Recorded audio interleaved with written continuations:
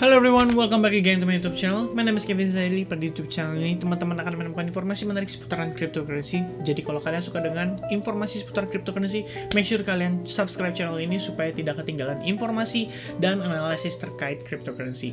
Pada video kali ini atau update kali ini, mungkin saya akan berikan quick update aja untuk pergerakan Bitcoin, teman-teman, dan perkiraan nih terkait dengan kondisi daripada pergerakan si Bitcoin ke depannya. Jadi teman-teman, tanpa berpanjang lebar, langsung aja kita masuk ke dalam pembahasan technical analisisnya. Kita start dari time frame daily terlebih dahulu. Jadi seperti yang teman-teman lihat, akhirnya secara time frame daily ya, terlepas dari kondisi inverted hammer dikonfirmasikan dengan bullish candle dan akhirnya terdapat bullish candle lagi di bagian atas ya teman-teman, kita masih terreject lagi. Dan juga perlu diperhatikan teman-teman, pada time frame weekly pun walaupun terbentuk semacam spinning tops, kita masih terreject dan terdecline lagi ke arah bawah daripada si trendline weekly-nya ya. Maksudnya daripada si pergerakan time frame weekly-nya. Dan sebenarnya ini kita memang masih merupakan proses dari testing terhadap trendline ya. Jadi kalau saya geser seperti ini, ya basically it's still the same. Kita masih testing terhadap area tersebut dan kita juga masih mencoba untuk testing mungkin pada kisaran exponential moving average 55. Jadi memang I think masih ada possibility kita bisa ngelihat Bitcoin itu testing sampai kisaran 44.000 dulu at least teman-teman. Alright, so untuk time frame daily sendiri yang ingin saya tekankan pada kondisi pergerakan saat ini adalah kita memasuki fase sideways ya, berada di dalam kurang lebih seperti semacam descending channel. Kalau kita lihat teman-teman, posisinya kurang lebih seperti ini ya. Ini kita membentuk seperti semacam descending channel yang cenderung ke arah pressure daripada seller ya.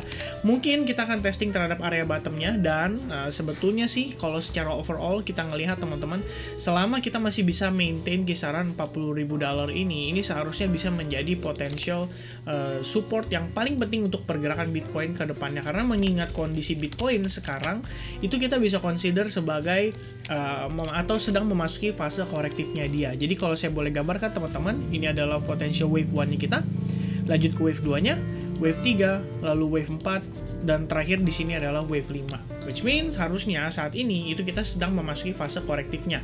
Karena kalau misalkan secara overall ini saya consider sebagai wave 1 dan seharusnya kita memasuki potential wave 2 teman-teman. Nah, untuk wave 2 sendiri biasanya itu kisaran harganya itu antara 50 sampai 61,8%. Ini yang memiliki probabilitas tertinggi ya.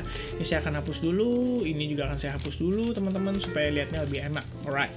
Nah, jika kita gunakan Fibonacci retracement, kita tarik dari pergerakan impulsifnya. Lalu kita bisa lihat teman-teman ya, pada kisaran area kurang lebih saya tambahkan di kisaran 50%, itu kisaran $44.000 atau $45.000 itu berpotensi menjadi key support kita untuk pergerakan saat ini. Karena kalau kita lihat teman-teman, di sini sebelumnya sempat terdapat sebuah support ya atau key atau resistance.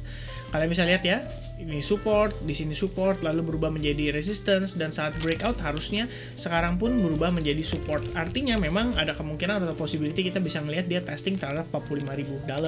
Dan secara fase korektifnya sendiri sebenarnya kalau kita lihat teman-teman ya, ini sellersnya slow but sure udah mulai mendapatkan pelemahan momentum. Kalau saya bisa bilang sih, kita ngelihat pergerakannya itu semakin lama tidak seagresif pergerakan-pergerakan sebelumnya. Artinya menurut saya pribadi ini harusnya kita sudah mulai ngelihat adanya pelemahan momentum. Jadi ini saya akan hilangkan dulu, ini akan saya hilangkan dulu, ini akan saya hilangkan dulu supaya kita bisa lihat lebih clear ya. Pertama, yang paling penting adalah kisaran $53.000 itu sudah pasti sebagai resistance dan $40.000 berpotensi menjadi key supportnya kita. Nah, kalau misalnya kita boleh tambahkan teman-teman, proses ini tuh tampak seperti semacam ABC corrective pattern, which is kita sedang finishing menuju C wave-nya. Karena kalau kita lihat dari time frame hourly-nya, ini akan saya jabarkan secara detail teman-teman ya. As you guys can see, ini wave 1, lalu di sini wave 2, dilanjut ke wave 3, and then wave 4, and then wave 5. Nah, ini baru overall wave A teman-teman ya, kalau kita lihat teman-teman. Jadi prosesnya itu adalah 5 wave ke bawah diiringi dengan 3 wave koreksi atau semacam flat koreksi seperti ini ya. Bisa jadi kayak semacam symmetrical triangle, lalu mungkin rectangle, itu bisa juga. Lalu ini merupakan finishing dari wave B-nya. Jadi di sini adalah wave A, kemudian wave B, dilanjut lagi ke satu wave, 2 wave atau wave kedua, wave ketiga, potential wave 4, dan terakhir harusnya menuju ke wave 5.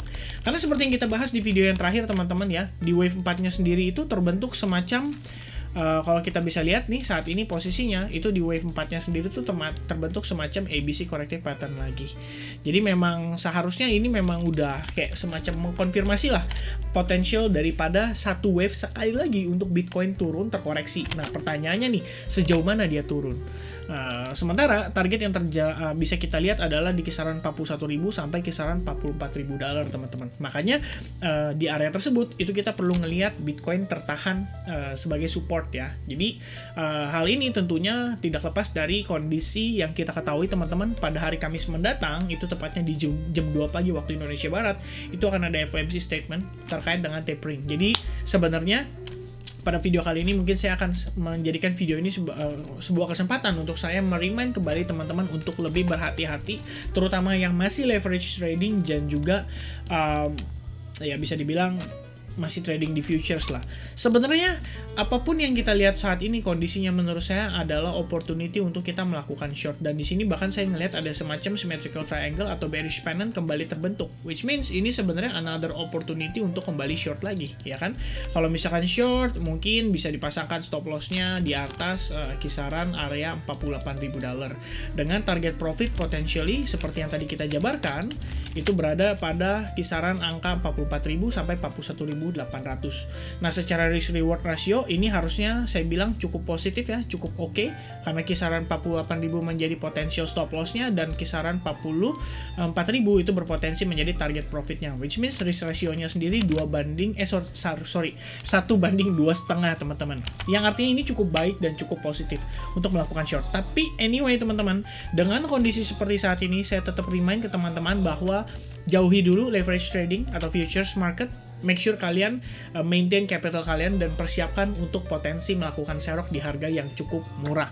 Oke, sedikit aja reminder dari saya, dan saya pengen minta teman-teman, jadi kalau misalnya teman-teman berkenan, boleh kebantu kolom komentar ya, kira-kira enaknya abis ini kita bahas tentang seputaran kripto apa atau koin apa, teman-teman. Karena seperti biasa jatahnya malam itu adalah altcoin untuk kita bahas ya, terkait dengan potential target bottomnya, atau mungkin kita berbicara secara technical analysis, idealnya kita bisa lihat target-targetnya seperti apa, dan mungkin yang bisa dikonsider menjadi area untuk entry kita, supaya teman-teman kalau misalkan tanpa technical analysis, menurut saya sih maksudnya ketika kita trading, kita nggak akan tahu harga murah itu berada di kisaran harga berapa, teman-teman ya. Fundamentally mungkin oke, kita tahu potential target secara jangka panjang seperti apa, tapi berbicara technical analysis itu adalah satu piece puzzle di bagian akhir untuk kita menentukan entry point di area yang kita bisa consider sebagai area yang cukup positif atau cukup baik dengan timing yang cukup tepat. Alright, so saya rasa itu aja, teman-teman, sekilas saja update dari saya. Thank you very much for watching this video. I hope I'll see you guys again in the next update. Dan have a nice day. God bless everyone. Cheers.